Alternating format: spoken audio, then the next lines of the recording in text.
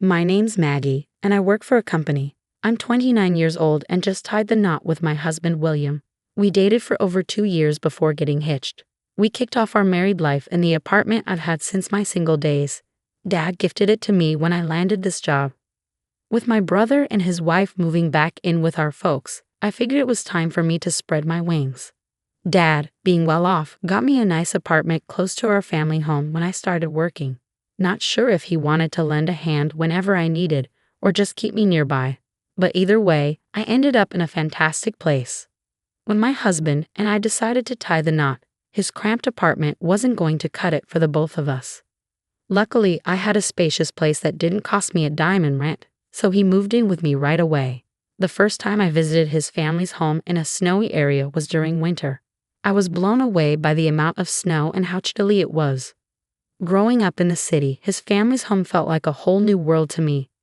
His mom and brother lived in this quaint old house straight out of a fairy tale, surrounded by fields. Back when my father-in-law was around, they did some farming on the side. Their nearest neighbors were a bit of a hike away.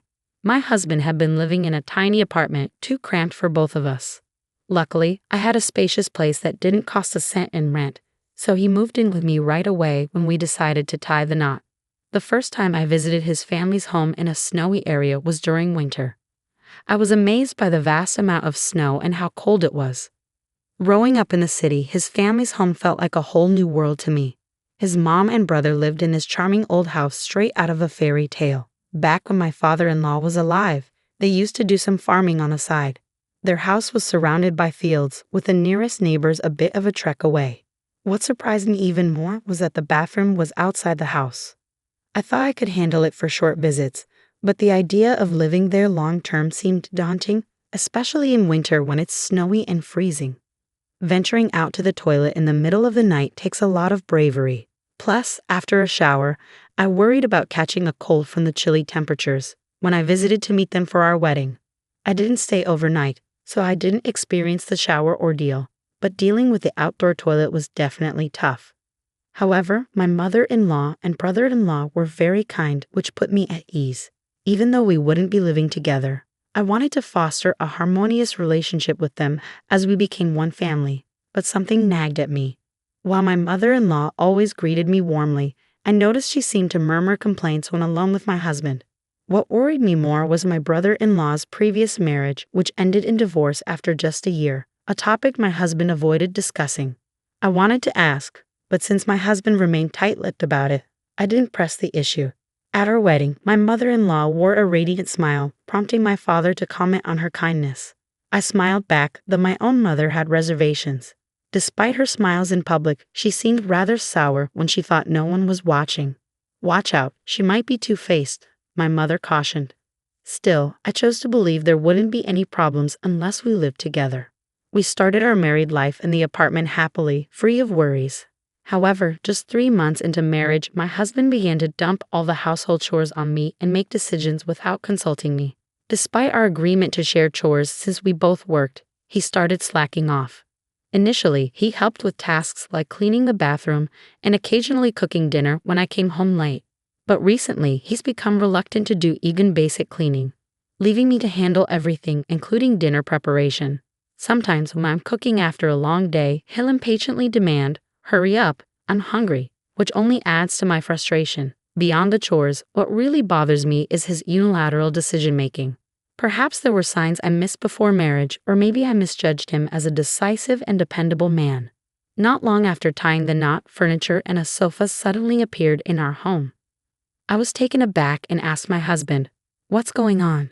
Where are we going to put all this new furniture?" He just smiled and said, "I didn't feel the current vibe of our room suited me, so I decided to switch up the furniture for something more to my liking." He wanted to get rid of all the furniture I had chosen and replace it with pieces that matched his taste. If he had talked to me first, we could have picked out furniture together. But he acted on his own, completely disregarding my preferences. It's fine for him to decorate his own space however he wants. But I didn't appreciate him changing our shared living area without discussion. His sense of design didn't seem to make much sense, and I was left speechless by the mismatched colors and shapes of the new furniture. Then came an unexpected proposal. "It'd be great if you could foot the bill for it." After all, this was originally your apartment, right? I was already frustrated that he had taken over the living room with his tasteless furniture, and now he was asking me to pay for it. I wondered if he was joking and asked again, "What? Why should I pay for it? Besides, it's the furniture you bought on your own." I usually don't speak up, but this time I stood my ground. My husband seemed at a loss for words, but it was clear he didn't want to spend his own money. This year marked our first Christmas since getting married, so we decided to spend the holidays at his parents' place. It was my first time staying at their house, so I was feeling anxious and nervous. My mother-in-law spoke kindly, "Maggie, just relax and make yourself at home." However, I couldn't fully let my guard down, mindful of my mother's advice. I remained cautious, sensing there might be more to my mother-in-law than meets the eye. When I first arrived, she did nothing but rest, sharing stories of how brides used to eat alone in the kitchen in the past. "It's nice that we can all eat together now," I said, puzzled by her tales from yesteryears. I noticed my brother-in-law cautioning her, but my husband seemed oblivious. Enduring her sarcastic remarks, I offered to clean up after dinner. She smiled but declined, saying, "I'll handle it. Wouldn't want you to break any of our precious dishes." That's when I realized my mother's advice was on point. The first day was filled with her biting sarcasm, and unfortunately, things only took a turn for the worse the next day. That evening, my husband went out drinking with friends, and with my brother-in-law away on a fire brigade trip, it was just my mother-in-law and me at home. Honestly, I felt quite nervous. After dinner, while she was in the shower, I finally got a moment to relax. But when she emerged, she said, "I'm off to bed now. Don't forget to lock the front door." I awkwardly replied, "Okay," and prepared to take a shower in a separate bathhouse, which was quite chilly. Locals might be used to it, but for me, it was a bit of a challenge. Once I settled in, the lights in the main house suddenly went out. As I relaxed in the bathtub, I thought I heard footsteps outside, so I stayed still and listened carefully. After a while, everything went pitch dark. Initially, I thought it was a power outage, but when I peeked out the window, I noticed the lights in the neighboring house were still on. That's when I started to suspect if my mother-in-law was playing a mean prank on me. I didn't want to believe she would do something so cruel, but given her tendency to make sarcastic remarks with a smile, a sense of unease began to creep into my heart. Feeling a sense of urgency, I hurried out of the shower, dried off, and changed into my pajamas. The room was completely dark at first, making it hard to see anything. But as my eyes adjusted, the moonlight seeping through the window helped me navigate. While I couldn't help but think how immature this prank was, I attempted to open the door to leave, only to find it stubbornly stuck shut, resisting all my efforts to force it open. Panic started to grip me. There was a window, but it was barred from the outside. Thankfully, I had my smartphone with me. I tried calling my husband for help, but he didn't pick up. On the third attempt, he finally answered, shouting loudly, "Why are you bothering me? Can't you see I'm busy right now?" It was clear he was drunk, but I desperately needed his assistance, so I pleaded with him. "I'm stuck in the bathroom. Please come over right away," I pleaded urgently. But it seemed he either didn't grasp the seriousness or didn't care, replying dismissively, "You shouldn't have taken a shower now. I'm too drunk to help. Goodbye." After he hung up, I dialed his number repeatedly, but it seemed he'd switched off his phone. I debated calling the police or fire department, but I wanted to exhaust all options before resorting to that. I hesitated to involve the authorities, fearing my mother-in-law's wrath. First, I tried to find a way out on my own. I thought perhaps if I shouted from the bathroom window, someone passing by might hear me. But to my dismay, the window was frozen shut. My husband had mentioned that the pipes sometimes freeze. If I were to remain trapped here all night, I could freeze to death. Just as I was on the verge of reluctantly dialing the police, a voice from outside startled me. "Is there a power outage? Hello? Is anyone in there?" Relief washed over me upon hearing that voice. I heard a series of knocks, indicating someone was trying to assist, and before long, the door creaked open. Gratefully, I thanked the elderly gentleman who had come to my aid. He sighed and remarked, "She never seems to learn, does she? Always finding ways to make life difficult for her daughter-in-law." This kind neighbor was familiar with my husband's family, a distant relative of his. He escorted me to his own home nearby. Upon seeing me, his wife appeared surprised. After the gentleman explained the situation, she warmly welcomed me inside. With a comforting gesture, she offered me a blanket since I was only dressed in pajamas and served me a cup of steaming hot tea. Once I had regained my composure, the elderly gentleman shared with me the unsettling history of my mother-in-law's treatment of her daughters-in-law. Your mother-in-law has a history of mistreating her son's wives. She's trapped several of them in the bathroom before. The wife of the eldest son was repeatedly locked in there and eventually left the household because of it. And it's not just her. When my husband was engaged to someone else before, the mother-in-law did the same thing to her. The elderly couple had noticed the bathroom light shining through the darkness and grew suspicious, prompting them to come and investigate.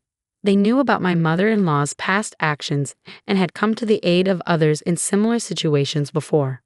Aware of our marriage, they seemed concerned that my mother-in-law might repeat her harmful behavior. Since it was already late and the main house was locked up, I decided to spend the night with the neighbors. The next morning, I was roused from sleep by the wail of an ambulance siren. Peering out the window, I spotted the ambulance pulling up at my in-laws' place, with my husband standing motionless near the detached bathroom. Curious, I made my way over. Perhaps my husband had mistakenly thought I was still trapped in the bathroom and called for help. But of course, the bathroom was empty. I felt a pang of sympathy for the paramedics, who had been summoned due to my husband's misunderstanding. As soon as my husband laid eyes on me, he erupted, "Why is my mom lying there? Weren't you trapped in the bathroom?" Startled, I glanced inside, only to spot a figure sprawled on the floor. The woman whom the paramedics were tending to sat up, gingerly touching the back of her head. It appeared she wasn't in grave danger, and I recognized her silhouette. It was my mother-in-law. Perplexed as to why she was there, I listened as one of the paramedics explained. She seems to have taken a fall and lost consciousness. We'll take her to the hospital for a checkup. It looks like she slipped on some soap on the floor. In my panic during the blackout, I must have left things scattered, like the soap. With no light to clean up, it seems my mother-in-law slipped and fell when she entered the bathroom to check on me in the early hours of the morning. As my mother-in-law was wheeled past on a stretcher, she shot me a stern glare. When my husband was taken to the hospital in an ambulance, the neighbors approached and offered their sympathy, saying, "We're relieved you're okay. It's like a form of divine retribution for the mistreatment you've endured as a daughter-in-law." I expressed my gratitude to them once more, realizing that without the elderly neighbor's help, I could have been the one being rushed to the hospital. After changing clothes, I informed my brother-in-law about my mother-in-law's hospitalization. He hurried off to join her there. Left alone, I made my way to the detached bathroom, pondering over the events of the previous night. At the bathroom door, I noticed a stick wedged in to keep it shut. That explained why I couldn't open it. That afternoon, my mother-in-law returned home from the hospital with my husband and brother-in-law, and she directed her anger at me. "If you had stayed in the bathroom and let me know, none of this would have happened." Before I could respond, my husband joined in, expressing his frustration. Exactly. If Maggie had just stayed put, my mother wouldn't be in this situation. However, my brother-in-law angrily intervened. "What's wrong with you two? Stop this cruel game of locking my sister-in-law in the bathroom." Later, my brother-in-law returned with a travel bag and announced to my husband and mother-in-law, "I'm done taking care of my mother. I'm leaving this house. Do as you please." Unable to endure it any longer, I turned to my brother-in-law and asked, "I'm leaving too. Could you drop me off at the nearest station?" Despite my husband's attempts to stop me, I stood my ground. "Let's get a divorce. You didn't help me when I needed it yesterday. I'll prepare the divorce papers." I got into my brother-in-law's car, and he drove me to the station, apologizing repeatedly. "I'm truly sorry, Maggie. I never imagined you would go through this. Those cruel people are no longer family to me." I returned to my apartment, prepared the divorce papers, and began packing my husband's belongings. When he returned and saw his things packed, he initially thought I was joking about divorce.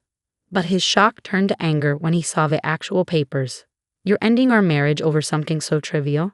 You weren't even hurt, were you?" Realizing it was futile to argue, I silently handed him the papers. With reluctance, he signed them and left the apartment. However, it became evident that he didn't have the means to rent another place or hadn't found one yet. The truth was, throughout our marriage, he had been dependent on my income, often spending recklessly and even accumulating debt. After leaving our home, my husband initially stayed with a coworker. But as time passed, even that support faded, and he found himself increasingly isolated. Losing his home, evading debt collectors, and eventually losing his job, he found himself in a dire financial crisis. My mother-in-law has become a topic of neighborhood gossip, with rumors circulating that she drove her daughter-in-law to divorce. It seems she's now avoided by others, and according to my brother-in-law, she lives a solitary life, much like my husband. With my brother-in-law also gone, she's left to manage on just her pension, facing financial strain. In rural areas, having a car is essential, but with no one at home and a strained relationship with the neighbors, she's unable to receive any assistance. It appears my mother-in-law, abandoned by both family and neighbors, lives alone. As for my husband, he's consumed by his own troubles and lacks the means to aid his mother. After our divorce, I replaced the tacky furniture he chose with pieces I love. I've embarked on a new chapter, hopeful for a brighter future and open to new, positive experiences.